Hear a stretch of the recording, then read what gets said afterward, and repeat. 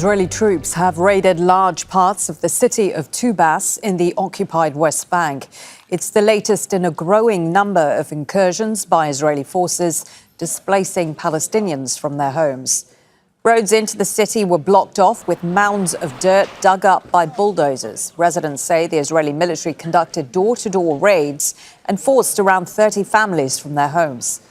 Israel says they are targeting armed fighters, but the governor of Tubas says the city is near the fertile Jordan Valley and that Israel is using the raids as an excuse to force more Palestinians off their land. The army controlled all the geographic areas in Tubas, especially in Tamun. They evacuated dozens of houses and attacked the residents. They put up military barracks in the higher buildings in Tubas and Tamun. The military operation is still continuing. Let's go straight to our correspondent Nour Odeh, who's live for us in Ramallah in the occupied West Bank. Nour, what is happening in Tubas, and is it similar to what we're seeing elsewhere in the occupied West Bank, where large-scale assaults have been taking place?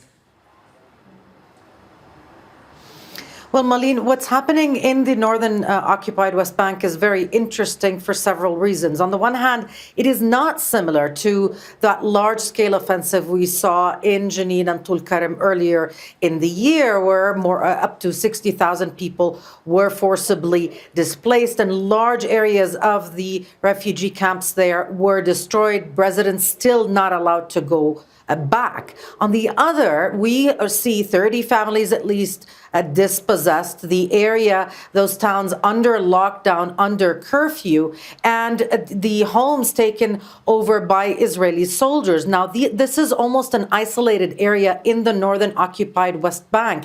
If life there becomes impossible to tolerate, as it is right now, and people leave, then the entire area of the eastern side of the West Bank becomes empty of Palestinians, and that is the fear that Palestinians have. On average, there are 47 daily raids across the occupied West Bank of communities by Israeli soldiers. This is different. These are 4 towns. They're under lockdown. Israeli soldiers are going door to door. At least 20 people have been detained, beaten in many instances. One man in his 50s has been hospitalized because of those interrogation techniques, if we can call them that, and there is no end in sight. And indeed, this attack happens a day after the Israeli army congratulated itself for eliminating the last so-called wanted Palestinian fighter in the northern occupied West Bank. So there's no pretext for this except flexing Israel's muscles.